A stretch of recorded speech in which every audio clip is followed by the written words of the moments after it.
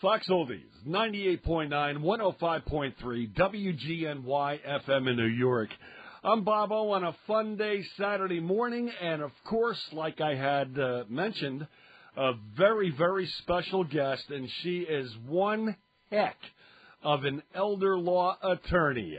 Megan, good morning to you, dear. Good morning. Happy Saturday. Oh, boy. A couple more weeks to Big Turkey Day. Yes, coming up fast. I'm happy for it. Absolutely. So how about your contact information, Megan? Sure. My name's Megan Conroy. I'm a partner at Blustein, Shapiro, Frank, and Barone in Goshen. Our phone number there is 845-291-0011. And we have our website, which anyone can access. Lots of information on there, www.mid-hudsonlaw.com. Absolutely excellent, Megan. And it's so nice to have you here this morning. I always look forward to our little talks with planning ahead. Same here. Great to be on. Yeah. Okay, so what's going on with retirement, Megan? Sure, yeah. So I thought that maybe we would discuss retirement and retirement accounts because a lot of times people are starting to do some estate planning right around the time they're beginning to retire. But there's sort of this pesky rule when you get to a certain age that you have to make sure you withdraw assets from your retirement account. So as the year winds down and some people are maybe approaching that age where they are retiring and they're required to take those distributions, this is a nice time to remind people to do that. So that age now is going to be 73. You have to take distributions from your retirement accounts at age 73. And that age is different than it had been in the past because of some legislation that was introduced a few years ago and has been in existence for the last 5 years. So this is sort of just a reminder to your listeners, don't forget to take your required minimum distributions. So 73 is the magic number, huh?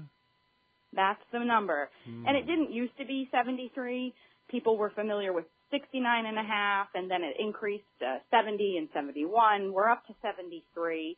And then in a couple of years' time, about just under 8 years' time, it's actually going to increase to 75. So this retirement account, does that also apply to 401k? It does. So what we're thinking about is exactly like you said, 401ks, traditional IRAs, qualified annuities, deferred accounts, anything that's tax deferred. So it's not going to be your Roth. And certainly if you have some combination of these and you're not sure which one you should be drawing from and which one you can avoid drawing from, you should talk to your financial advisor and your accountant. It really is a group effort, but that's exactly what we're talking about here. So when you turn 73, you have no choice in the matter. You're going to be forced to do this, correct? That's right. And so the thought there, right, is that you've been allowed to save this money, put it away. It's been invested and growing and earning income, earning dividends, and the government hasn't taxed you on that yet. But when you take that distribution, when you pull money out of there, that's when they'll expect to collect the tax on that account. So they have this designated age where they say, okay, we're kind of done waiting on this. We want to start taxing you on this money that you've been accruing and it's been growing. And so they fixed an age where you have to start taking distributions. It doesn't mean you empty the account at that age. It just means that you have to start taking small amounts out. And how much you take out is based on the value of your retirement accounts and your life expectancy. So there's a formula.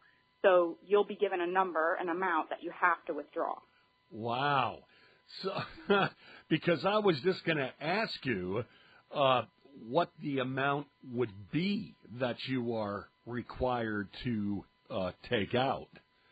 So yeah, yep. And so it's going to be dependent on your age and the amount you have saved. And there's a lot of calculators online. If you wanted to just play with it a little bit, they wouldn't be precise, but they get pretty close because, like I said, it is a formula. So it's pretty easy to create a calculator for that purpose. It's going to ask you the value you have between all of your deferred accounts and your birth date. And if you're married, it'll ask for some of your spouse's information. And then typically it'll tell you how much you'll be expected to take in your first year at 73. And then you can kind of plug it in and keep going from there. Each year is going to be a little different. All right, I have a good question for you. At least I think it is anyway. So here you are putting money away every month, every year for a retirement account. But when you do invest that money in a retirement account, you have the taxes taken out of the money that you're investing. What happens then? So it's really depending on the kind of account that you're using, but typically when you're using your traditional IRAs, 401ks, you're putting money into those accounts before they're being taxed, so direct from the employer into the account, and so you haven't paid tax on it at that point. Then once it's deposited into that account and it is invested, it's not taxed on a regular basis within that account. So those accounts, those particular kinds, don't get taxed until you make that withdrawal. So you can have it invested in a lot of different ways. People have advisors managing it, companies managing it. You can have self-directed accounts if you're pretty savvy with doing your own stock selection and investments and things like that. There are a lot of opportunities for ways to invest those assets. And whatever you choose, obviously you're hoping for some maximum growth there. And the benefit of that is that you're getting that growth. It's compounding, but you're not being taxed on it until you make the withdrawal, and you're not paying tax on any amounts except for what's being withdrawn. So what if now I prefer with my investor to have the tax money taken out as I put the money into my account? Sure, you can do that. And so there's a few different ways. And again, this is going to be something that's very strategic and unique to every individual. So like you said, you work with your advisor, and that is recommended. Your advisor should be the one to counsel you on this. But if you wanted to pay the tax upfront, which is sometimes strategic, you would want to either contribute those monies instead of to your traditional account, traditional 401k or IRA. Maybe you consider some portion to a Roth account. And so that Roth account is going to mean that you have paid the income tax on it at the time you earned it, at the time you contribute it to the account. And then from there, you can invest it in that Roth account, and there's no additional tax liability or requirement to withdraw down the road. Yeah, I'm very familiar with a Roth account. Believe me, I really am. I know how that works. And maybe not everybody wants the tax paid on your investment already, so they're going to wait, hold back, and then pay taxes on what they're going to take out, correct? That's right. And so usually, and I think this is exactly what you're getting at, usually there's some strategy to figuring out, is there a portion that I want to contribute that's pre-tax? Those are to my traditional account. And then there's maybe a portion that I want to invest post-tax. And your advisor will be able to tell you a little bit better about how much you should allocate to each one. But the concept there is that maybe when you're contributing, you're in a very low tax bracket, and so you prefer to pay the tax up front because you're not paying a lot in taxes. Maybe your earnings are pretty low, and so you want to put a little more into your Roth. But maybe there is a time as you progress through your career that you're now in a much higher tax bracket, and so to reduce the amount of income tax that you have to pay, you start contributing more to your tax-deferred accounts, your traditional IRA, 401k. So as your life changes and your income changes throughout your career, you might be switching how much you're contributing to each of these different accounts. And like I said, your advisor and your accountant will want to be involved in that conversation. Boy, that really sounds very, very complicated, but that's why you hire people like yourself and, of course, a financial advisor to direct you in the direction that you need to go in. That's right. Yeah. So like we said, you really want to make sure that you have a team of people that are assisting you with making those smart decisions. And a lot of times people say, well, I don't work with an advisor because I don't have a lot of money yet or I'm not making a lot of money, but it's worth touching base with an advisor just to make sure that you're on the right path, that you're contributing the right amounts to these different accounts. Maybe you don't have that much that you can set aside for retirement right now. So when you're making that election, and even for a very small amount, you want to make sure you're putting it in the right place. And those are the kinds of things that your financial advisor is going to be able to tell you. And then the hope is that down the road, you will have amassed more wealth, and that same advisor can really help you to manage investment accounts and strategically set you up for retirement and wealth. All right, here's a very easy question, Megan, but, some people might want to know the answer to this. What is the best way to select a financial advisor that you can trust? Well, I generally will tell people to interview them kind of the same way you would pick an attorney that you like. No. Interview them, meet with a few, right? It should be a relationship. It shouldn't be a one-time transaction. It should be someone that you feel comfortable with and that you're willing to disclose your financial information to. Just because you're working with an advisor doesn't mean they have to manage all of your accounts, but they'll likely want to know what you have. So even if they're just managing a portion, they know how that will play nicely with your other assets that you are growing and accumulating. So you should feel comfortable disclosing that information to the individual. You should feel comfortable contacting them when you have questions, which I'm sure comes up a lot because as the market changes, people tend to panic a little bit and they want to be able to call up the advisor, ask a few questions, make sure that things are still working the way that they should. So it should be someone that you're comfortable having a conversation with. And it shouldn't be someone who you feel like is trying to sell you products. Certainly they're going to introduce strategies and investment options to you, but you don't want to feel like they're pushing things on you that you don't quite understand without them explaining it to you and telling you why this is the best option for your portfolio. So a lot of times I'll have met with people that say, I worked with an advisor once and all they did was sell me an annuity, and I don't even know if this annuity is doing something that I want it to do. I don't really understand it at all, but they convinced me it was a good idea at the time, and so now I'm stuck with this product that I don't really want or think that is necessary, and that's not what you want. So if you feel like they're being pushy, then maybe explain that to them, that I don't know that I understand why you're pushing this on me. Can you give me a better explanation? And if they can't, then maybe it's not the advisor for you. Right. So I guess it's fair enough to say that you probably want to go to a reputable investment firm to seek an advisor, yes?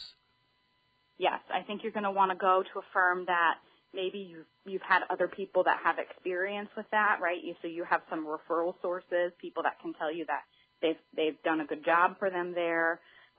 There are certainly big name firms that you can work with and know that they're probably doing okay because that's how they got so large. But even some of the smaller ones, they can be okay as well. But you just want to make sure that maybe you do get a couple of references, or maybe your accountant or your attorney is able to vouch for that individual advisor or firm as a whole. So if you go with a reputable investment firm, your financial advisor, what's the percentage that somebody should look for, roughly what you have to pay your financial advisor? I don't really know the answer to the percentage, like if there is an average, but certainly it probably varies between the different advisors and firms.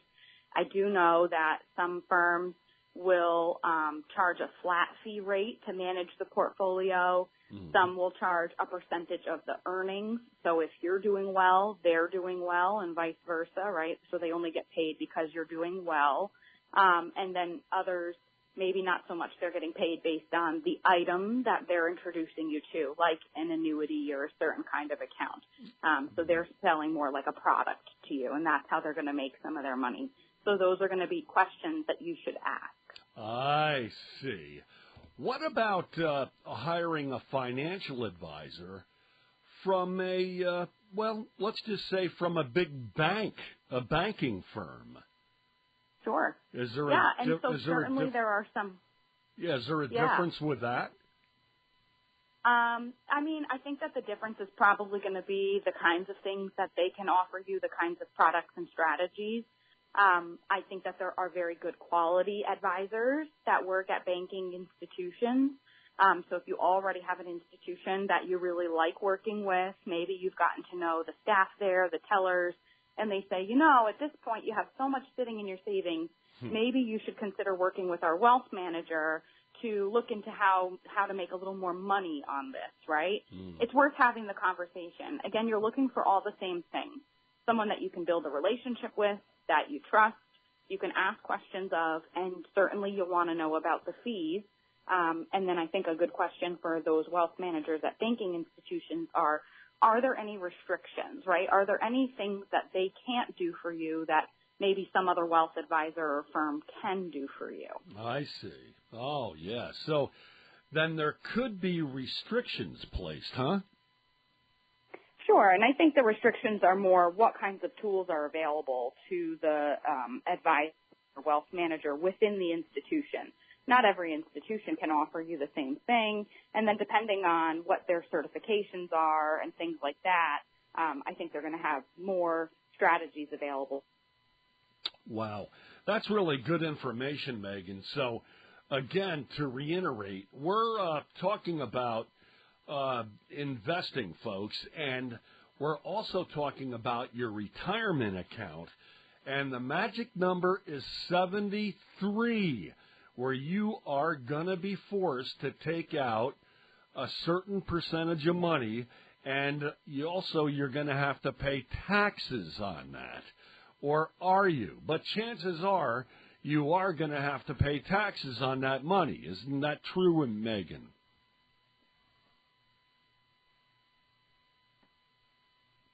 So whatever amounts you're required to take out, let's say I turned 73 in 2026, and based on the amount I have saved, I'm told I have to take out $15,000 from my retirement account.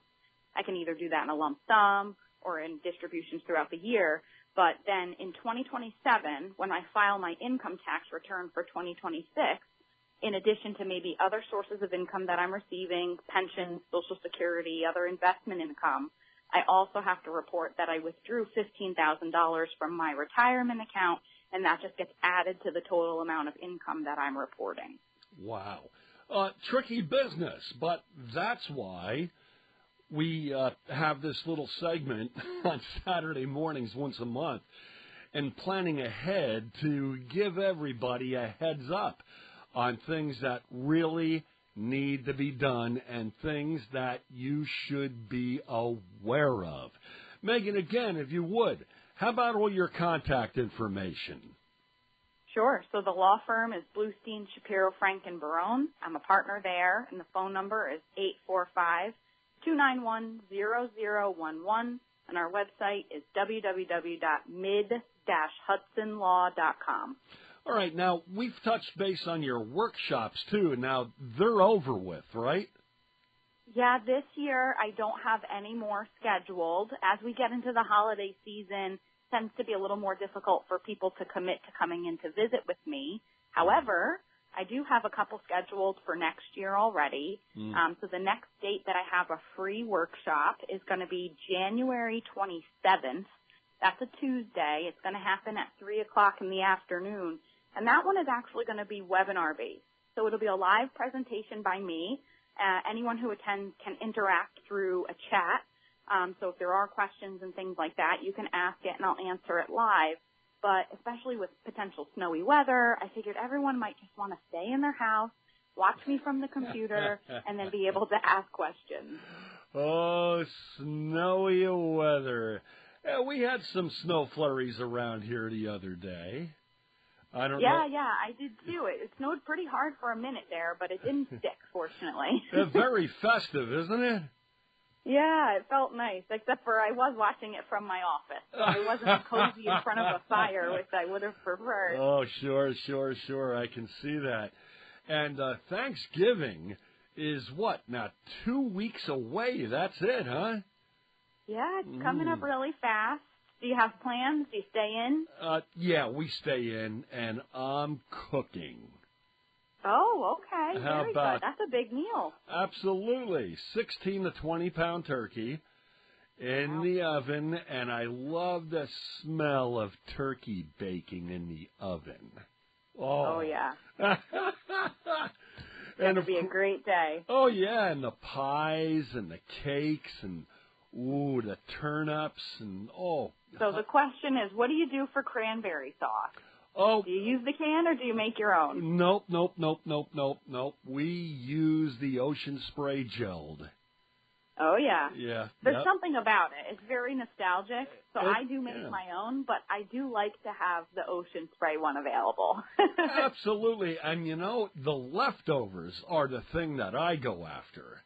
A nice turkey sandwich, with the breast meat and mayo, and then you pack on some stuffing and some cranberry. Ooh. Mm-hmm. Isn't it interesting that we look forward to this meal all year long, but at least personally, I don't make any of those dishes for the rest of the year. As much as I enjoy them, it's once a year. That's very, very true. Turkey is basically just once a year. That's it. Mm-hmm. A turnip. Well, you know what? We used to have fresh turnip, and I'm the one that had to always carve that, and I had to break out my hammer and a good knife. No more. This year, it's frozen turnip. Frozen, I'm serious. Frozen creamed of onions. Yeah, absolutely. Fresh asparagus wrapped in bacon. Oh. That sounds delicious. Oh, yeah. Good for you. You sound like a good cook. Well, I get by. I'm not a executive chef, but I do get by. I'll put it that way. Very good. And can't leave out the mashed potatoes. Absolutely. With the gravy. Oh, all right. And you can't leave out the biscuits either. Oh, good point. Can't forget the biscuits. Yeah, and butter. And then what do you have for dessert? In our house here, there's only one dessert, and that's warm apple pie out of the oven, a scoop of vanilla ice cream, and Cool Whip. That sounds delicious. Gotta love a good warm apple pie. So we're blessed, right? Because we're in a place where we can get those apples, and they're nice and local, and we have lots of farms near us. So hopefully people are looking for local apples if they are going grocery shopping. Yeah. What are you going to have for dessert at your house? I'm not sure yet. I sort of like pecan pie. It's probably the worst one for you. Oh, yeah. That's usually sweet. The one I'll go for. That's really sweet pecan pie. It right? is, yep. Ooh, I remember there was a place down in the Carolinas called Stuckey's. Okay. They used to advertise their pecan pies. And one year I went in there and bought one. I was on my way down to Florida at my dad's house, and he was like, "Oh, pecan pie, I love this." Now, I've never had one. So, my stepmom slices it up, and I got my fork, and I took one bite, and I'm like, whoa, this is sweet. Yeah. It is. It's like a sugar gel, basically. Oh, my gosh, is it ever? No. Or what's the name of a mince pie. Or another great Southern dish is shoe fly pie. Which I have not had. Oh, that's got a bunch of raisins in it. Okay. I don't know what the base is for that, but I think it's molasses and all that stuff, and that's really sweet too. I bet. It sounds it. But you're going with the pecan pie, yeah? Yeah, I think so. If it's available, that's probably what I'll have. Are you going to have to pay taxes on that? Most likely, either in money or in my health. Oh, boy. I'll tell you what, Megan, it is amazing that we have you here, first of all. And it's Thank so you. nice of you to give up your very valuable time and giving a heads up to all our listeners about everything we have talked about, from Uncle Joe's scenario, which I haven't really heard too much about, or investments and, all kinds of things. All kinds of things. And I hope, people actually sign up and meet and greet you and go into your office and have a consultation with you. I really do. What's your information again, Megan? Sure. So the phone number to the firm is going to be 845-291-0011. You can call that to either schedule an appointment or sign up for our workshop. You can also sign up on the website, which is www.mid-hudsonlaw.com. Wow. And also, what was the other thing I was going to ask you? I forgot. It was about It was about Thanksgiving dinner. Oh, anyway, what size turkey do you usually get? Oh, I don't know. I leave that up to my mom. God bless. She cooks for us. Wow, really? Oh, you have it made. I do. I just show up and eat. Do you know what it's like having to take a 16 to 20 pound turkey out of the oven just so you can baste it? I have not had to do that in my life, like I said, thankfully. But I do know that when my mom is moving the turkey, she's either asking for help from my dad or my brother. Oh, so sure. I do know it's very heavy. It is. There's turkeys even heavier than that, 25, 30 pounds, depending upon what you get. And then the real pain in the neck is when you find a turkey and it's frozen. Okay, so you get a frozen turkey. You have to carry that through the store. Great point. Yeah, man, I'll tell you. Megan, again, thank you so much for spending the time with us. And give us your contact information again, please, if you wouldn't mind. Absolutely. The phone number is 845-291-0011, and the website is www.mid-hudsonlaw.com. Megan, you and your family have a wonderful Thanksgiving. Thank you. Same to you, Bobo. Thank you, and don't eat too much. I'll try not to. Oh, I like that laugh. That tells me, well, I'm going to. Oh, yeah. Megan, have a wonderful time. Say hello to your family from all of us right here, okay? Will do. Thanks so much. You're very welcome, Megan. And there she goes. Yes. And, boy, I'll tell you, you got really great advice from a wonderful attorney, Megan, with Planning Ahead. I do have more of the greatest music ever recorded coming up next, right here on Fox Oldies, 98.9, 105.3, WGNY FM in New York.